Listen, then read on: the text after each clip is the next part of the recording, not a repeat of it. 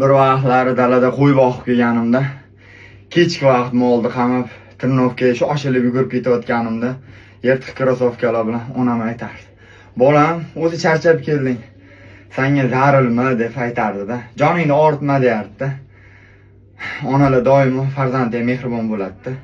Doimo farzandini o'ylaydi. Men aytardim, "Onajon, bir kunmas bir kun O'zbekiston bayrog'ini yuqoriga ko'taraman. Xudo xolasa siz duo qilib turasiz" derdim televizor orqasidan. Xudo xolasa deb omin qilib olardi. Bir marta xuddaladim o'zga yurtga chiqib. Ana endi 11-may Toshkent Xum arenada polni avlodlarim, Surxondaryo, Qashqadaryo, polni zemlaklarim keladi xudo xolasa. O'shaning oldida g'alaba qozonib, yurtimiz bayrog'ini yuqoriga ko'tarib, yana bir marta isbotlayman inshaalloh. Joy vaqt talab qilmay polni Tirnovkani bosyapman.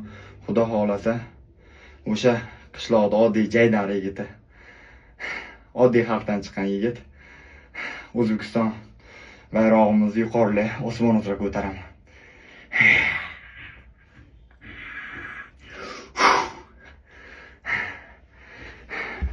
Давай O'zbekiston olqa.